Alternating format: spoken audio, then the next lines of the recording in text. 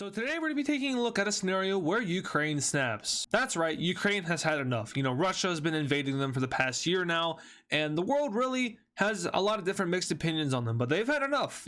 They're tired of being invaded, and they're tired of being in a state of war with Russia. They're gonna go all out. Not too long ago, I did a video similar to this, except it was with Poland, and you guys really did like that video. And we're gonna be doing the same thing here, but with Ukraine. And if you guys want to see more videos where the bullied countries of the world kind of just fight back and dominate, then make sure to leave a like on it and subscribe to the channel if you're new, because all that support is greatly appreciated and it helps our channel out. Anyway, let's go ahead and get straight into the scenario. So Ukraine here, we're gonna go ahead and color them in red. And as we know, Russia is invading Ukraine right now. So Ukraine is gonna go ahead and activate their hacks, and immediately the Russians are pushed out of Ukraine and Crimea, and from here the Ukrainians go all out, pushing across Russia and cutting off their southern half, capturing all these important oil fields, or I guess that's what it was in World War II. I don't know if they're still important, but now they are making their way up north towards Moscow, and the city is captured within a few seconds. The world is in awe as Ukraine has just blitzed across Russia in a matter of a millisecond, and Moscow is now under Ukrainian control. Putin is most likely dead, and Ukraine has already claimed victory, but they're not done just yet. Quickly, we have the Ukrainians blitzing up towards St. Petersburg in order to cut off that city from the rest of Russia, and eventually, for itself, they capture it. I said that backwards, but it doesn't matter, because now they're going to go ahead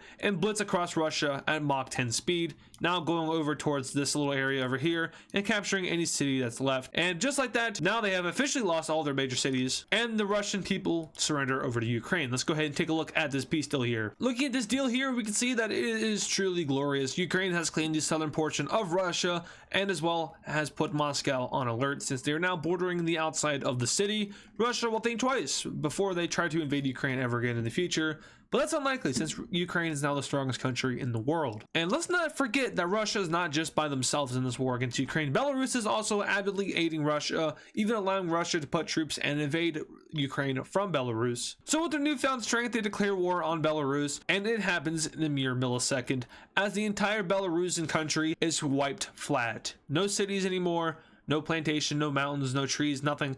It's just a flat plains. Like, if you were to open up a super flat world in Minecraft, it looks a little something like that. Belarus has been claimed by the Ukrainians, and they will now be forced to join the new Ukrainian Empire, which has fulfilled all of its revenge needs. Now, that was Ukraine using around 100% of their power, because obviously it wouldn't take seconds or milliseconds, even if they were the strongest country in the world. However, now that they have defeated the countries which have been bullying them, they can take a more slow approach towards, conquering Eastern Europe. So now Ukraine is doing pretty well. They border the Black Sea, which they already did, and they also now border the Caspian Sea, opening up trade possibilities, or I guess easier trade possibilities with other countries over here in Central Asia. But as we know, these are both seas. I mean, they're not directly connected to the ocean, especially the Caspian Sea, which isn't. The Black Sea is, though. You can go through Istanbul for that. However, then you have to go through the Mediterranean Sea, and then you finally get to the Atlantic Ocean, which opens up trade with America. But that takes a very long time. What if there's an easier way of doing such? Like maybe go through the Baltic Sea. That's only one sea you would have to go through.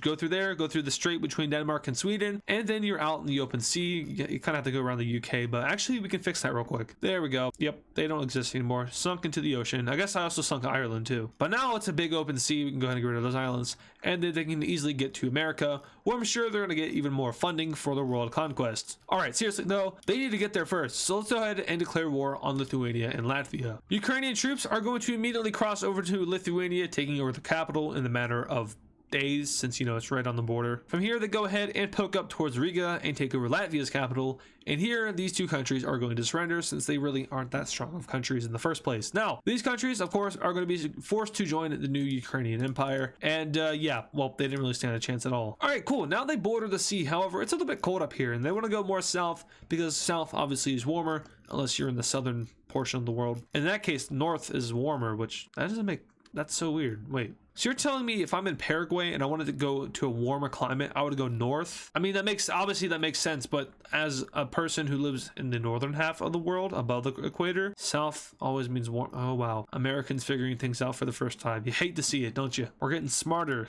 Maybe we'll actually elect someone who's good. We haven't done that in a while. Anyway, this is about Ukraine, not America's politics. Let's go ahead and invade Poland, because why not? Oh boy. You hate to see it, don't you? You hate to see it. Now, Poland, they already have their video, which means I'm legally allowed to do this if I want to. Germany, they're doing Germany things, and now Ukraine's going to take the rest of Poland, and just like that, the Poles are once again split between an Eastern European country and the Germans. All right, so Ukraine managed to get a majority of Poland. However, Germany still took the parts they were mostly after, which were the parts that bordered the Baltic Sea. So Ukraine is going to tell Germany to give them those pieces of Poland or else die, and Germany's going to say no, which immediately causes Ukraine to declare war on Germany, if I can click the right color, and this is going to make Germany crap themselves. But instead of fighting a war, Germany is going to go ahead and accept Ukraine's terms, which involves giving them northern Poland, aka all the areas that Germany just won from the war. Alright, so Ukraine now has a very long coastline along the Baltic Sea. They're going to quickly send over an ultimatum to Russia demanding Kaliningrad,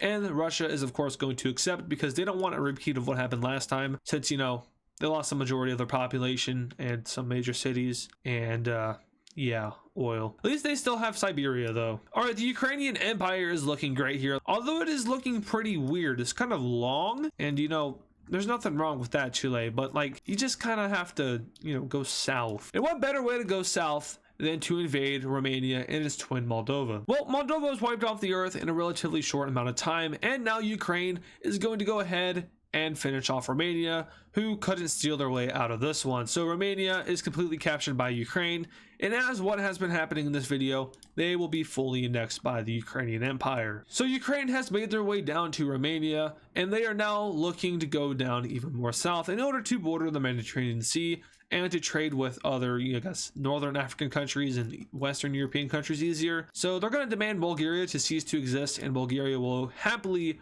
accept that deal. I don't think they want to exist anyway. Now down to Greece, Ukraine is going to go ahead and offer to pay off their debt, in which Greece is going to go ahead and accept very happily, although they didn't read the fine print, and they are now a part of the Ukrainian Empire. Looks like Turkey is so happy that Greece is gone that they are going to go ahead and let themselves be invaded by Ukraine. They didn't even want, like, Ukraine didn't want Turkey. In fact, Turkey declared war on Ukraine just to be invaded by Ukraine. But don't worry, the Ukrainians, they do have hearts, so they're not going to completely go through Turkey. They're going to do this, and then they're going to demand peace. All right, cool. So the Ukrainians are now looking like a kind of weird version of the Byzantine Empire, or I guess you could also call it the weird version of the Eastern Roman Empire. Not really sure what this is. I mean, I guess this is what is this? Poland, Lithuania? No, I already did a video on that. Actually, no, I didn't. You haven't seen it yet. Wait, this is weird because you're seeing this video before the one that I just recorded.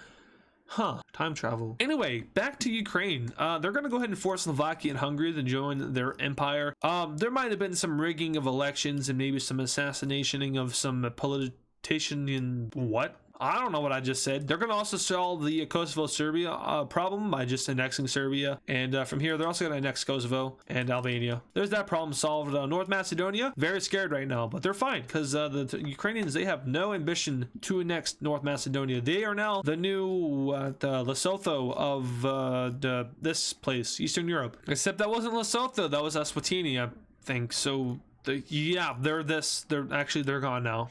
I lied. I'm sorry, I lied. All right, this is cool and all, but let's just skip to the good part. Obviously, Ukraine versus the world. Here we go. Yeah, all BS aside, Ukraine didn't stand a chance. I mean, really? It's the world versus Ukraine? Really? Nope, just kidding. Ukraine won. What do you think this is? An Eastern channel?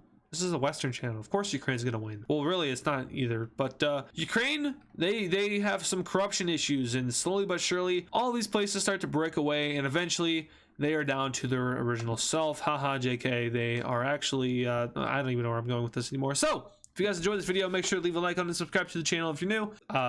It was a filler video. I'm sorry. I really hate doing this kind of content, but really, I was just sitting on my bed for the past hour. I was like, damn, what should I record? And then I was like, you know, Ukraine, right? Yeah, I'm sorry. Apart from Age of History and Alternate Future mapping, like I said a couple months ago, I just don't enjoy doing it. So my bad, but this was kind of fun. Even though it's just me kind of exerting my humor into maps, doing weird stuff. Also, it really doesn't help that I'm doing this kind of video now because the channel is kind of dying. The past 4 videos, I think, have been doing worse and worse and worse, like out of all the videos I've posted in the past month. So that's not fun. It's not your guys' fault. It's YouTube's fault. Well, is it YouTube's fault? It's actually probably my fault. But yeah, failure to produce high quality videos which gain a lot of attention, lead to your channel kind of dying in analytics, which, once again, my fault for not being able to produce something that's good enough for, I guess, YouTube to promote it enough. What am I?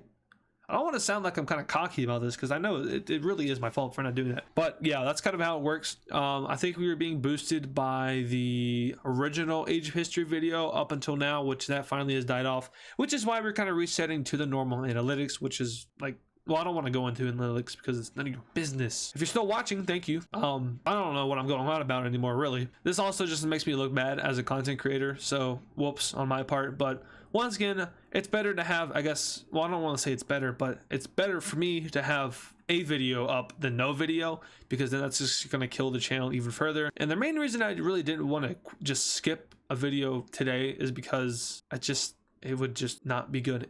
Like, it would not be good. Once again, I don't want to sound cocky about this because it is no one but my own fault. But if you somehow managed to enjoy the video that I just put together, which was it's very short now, isn't it? I mean, I'm looking at 17 minutes right now. It's probably like maybe like 7 minutes long. Just the guesstimate. It's probably longer. I don't know. But yeah, once again, if you somehow enjoyed it, support greatly appreciated. It gets us out of the slump. And I'll see you guys in the alternate future of the world video that comes out this Saturday. And of course, thank you to all the super fans. This includes Patrick Clauser, Yo Moma Moma, Texan Cowboy Cheese, Kylie Speaks Plays, Poland Country Ball, Dimitri, DW Cool Dude, Nevada Garbage Trucks, Yakko, Soviet Ball, and Serminator. Once again, thank you guys.